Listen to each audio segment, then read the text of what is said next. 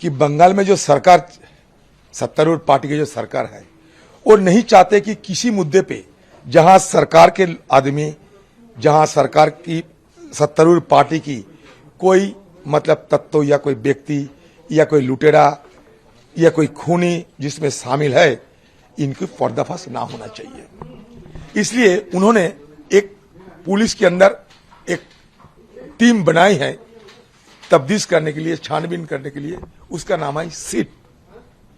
असलियत में सीट की मतलब सत्तारूढ़ पार्टी के मुताबिक बैठ के रहना। तुम सीट मतलब सीट पे रहो, बैठ के रहो, स्टैंड अप मत हो। जब तक मैं नहीं कहूंगा स्टैंड अप मत हुआ करो। स्टैंड अप कब होंगे? हम जैसे दूसरे पार्टी के खिलाफ, विपक्ष पार्टी के खिलाफ जब कोई दुरुपयोग करना पड़ेगा सारे प्रशासन को, सारे कानून व्यवस्था को, तब उनको स्टैंड अप ऐलान किया जाएगा, भाई स्टैंड अप हो रहे हैं। बाकी ये सीट बैठे रहेंगे। तो इसलिए बंगाल के लिए अभी सीबीआई फिट महसूस होते हैं। अभी तो लगता है मेरे को कि अगले तारीख में ऐसा ना हो कि दिल्ली की हेडक्वार्टर सीबीआई की कलकत्ता ले जाने पड़े, क्योंकि कलकत्ता के कोई केस सत्तारूढ़ पार्टी और सत्तारूढ़ पार्टी के जो प्रशासन है कोई कार्रवाई नहीं करेगी, बिल्कुल कोई कार्रवाई नहीं करेगी। एक के बाद एक आप नजीर आपको पास पेश कर सकते हैं जहां कोई कारोबार नहीं होते, कोई तफ्तीश नहीं होते, सिर्फ बचाने के लिए वहां कवायद होते हैं। सारे इन्वेस्टिगेशन पानी डालने के लिए ये खड़े बैठे हैं। इसलिए लोग गुहार लगाते हैं न्यायालय में जाकर। आम लोगों की परेशानियों के मद्देनजर, उनकी गुहार के मद्देनजर न्यायपालिका ने, न्यायालय ये सीबीआई से जांच पड़ताल करने की आदेश देती है। हम तो चाहते हैं कि सिर्फ सीबीआई ही नहीं, मतलब कोर्ट की निरीक्षण में सीबीआई की जांच हो।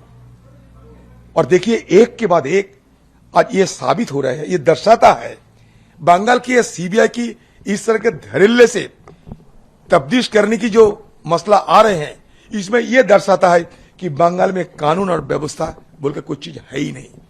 बंगाल में जैसे हालत, यूपी में वैसा हालत, मध्य प्रदेश में वैसा हालत, तो दीदी और मोदी में कोई फर्क नहीं है।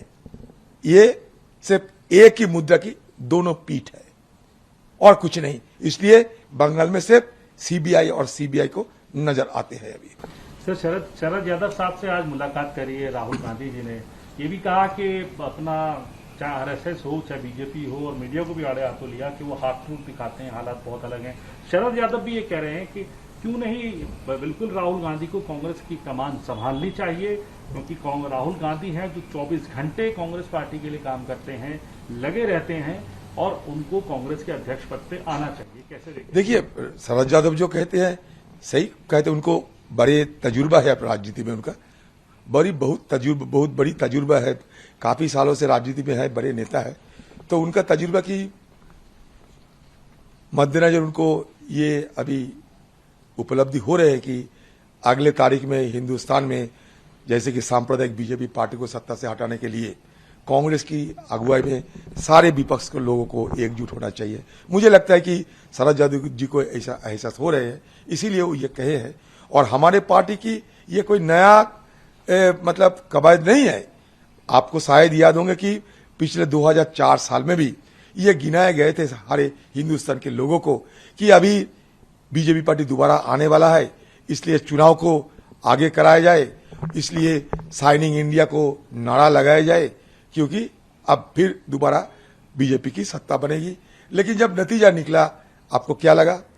साइनिंग इंडिया के बदले कांग्रेस सत्ता पे आए, और एक बार नहीं लगातार 2 दफे हम सत्ता पे काबिज रहे। तो इसका मतलब यह है कि राजनीति में कोई चीज स्थायी नहीं होते। राजनीति में कोई चीज अपने लिए कोई गारंटी नहीं है। Politics is the art of the possible. कहां से कहां जाएगा ये अगले दिन पता चलेगा। क्योंकि ये ना सोचे बीजेपी कि 5 राज्यों में चुनाव जीत चुके हैं, इसका मतलब सारे हिंदुस्तान में जीत हासिल हो चुका है। ऐसा नहीं। सबसे बड़ी बात है कि बीजेपी जिस तरीके से ढिंढोरा पीट रहे हैं यूपी के चुनाव के लेकर, उनको खुद देखना चाहिए कि यूपी में उनका घाटा हुए है, ऐसा नहीं। सारे हिंदुस्तान में अभी भी विपक्ष के हाथ में बीजेपी से बहुत सारे ज्यादा तादाद की वोट है। अगर विपक्ष एकजुट हो पाए तो बीजेपी पार्टी के हाथ में 37% वोट है, बाकी 63% वोट विपक्ष के पास है। तो राजनीतिक जो गणित होते हैं, सियासी जो गणित होते हैं, उस गणित के मुताबिक अगर विपक्ष एकजुट हो जाए तो मोदी जी के लिए फजीहत तय है। तो उत्तर प्रदेश की आपने बात करी, उत्तर प्रदेश कानून व्यवस्था की भी आज एक तस्वीर सामने आई। सीतापुर के अंदर एक प्रीस्ट जो है, एक साधु जो है, वो एक क्राउड को जो है वो एड्रेस कर रहे थे और ये कहा कि अगर हमारी हिंदू लड़कियों पर कुछ होता है तो हम मुसलमानों की औरतों को बाहर निकाल के लाएंगे, उनके साथ रेप करेंगे, इस तरीके की। पुलिस देखिए, वहां के सीएम साहब ने कभी ये कहे थे कि कबर से भी उठा के लाएंगे। आपको याद होंगे, घिनौने बात चलते हैं यूपी में, क्योंकि बीजेपी की राज है। बीजेपी जहां राज करते हैं वहां इस तरीके की नजरा हमें देखने को पड़ेगा।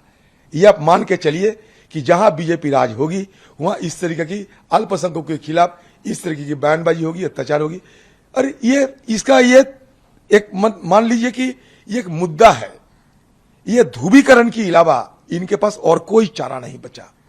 आम लोगों की अच्छा दिन लाएंगे सपना दिखाकर वोट तो ले चुके हैं, लेकिन अच्छा दिन की बदले आज सारे हिंदुस्तान के आम लोगों को बदहाली और बुरा दिन देखने को मिलता है। तो ये बीजेपी जानते हैं कि हमें जीने के लिए, हमें बच के रहने के लिए इस तरीके की ध्रुवीकरण की राजनीति करना पड़ेगी, सांप्रदायिक ध्रुवीकरण की राजनीति करना पड़ेगी। इसलिए जहां सीएम साहब यूपी के वो कहते कि चुनाव होगी 80 और 20% के अंदर, वहां तो साधु ऐसा बात ही करेंगे। वो तो साधु नहीं है, साधु के रूप में ये सारे शैतान बोल रहे हैं। ये सबसे बड़ा दुख की बात है। सर, आखिरी सवाल आपसे, क्योंकि आप एक नॉन हिंदी भाषी राज्य से आते हैं। हमारे गृह मंत्री ने कहा कि राज्यों को अब अंग्रेजी की जगह हिंदी भाषा का इस्तेमाल करना चाहिए। क्लैरिफिकेशन भी उन्होंने इस बात के लिए दिया है। वो ये कह रहे हैं कि ऑप्शन के तौर पे जो लोकल लैंग्वेज के अलावा हिंदी को नहीं, इंग्लिश को नहीं, हिंदी को अपनाएं। इस तरीके की जो उन्होंने एक सजेशन दिया है, एक बात सामने रखी। देखिए, बात इनको एजेंडा के मुताबिक है। हिंदी, हिंदू, हिंदुत्व, ये उनका एजेंडा है पार्टी के। उसी मुताबिक चलते हैं, उसी मुताबिक चलते हैं। हिंदी, हिंदू, हिंदुत्व। लेकिन हिंदुस्तान में ऑफिशियल लैंग्वेज 22 के ऊपर ऑफिशियल लैंग्वेज है। हम एक तरफ कहते हैं कि हिंदुस्तान फेडरल स्ट्रक्चर है, हम एक तरफ हमारा संविधान कहते हैं कि सब भाषा हर संस्कृति में आप जी सकते हो, लेकिन दूसरी तरफ हम क्या कहते हैं?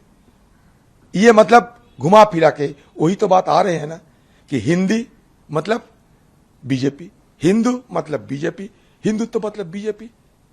तो अगले तरीके ऐसा हो सकता है कि हिंदुस्तान की सदन में भी इस विषय पे कानून लाने का कोशिश करेगा। वो ये नींव बना रहे हैं, ये हमारे देश के लिए हानिकारक होगी। मैं बड़ी दावे के साथ कह सकता हूं।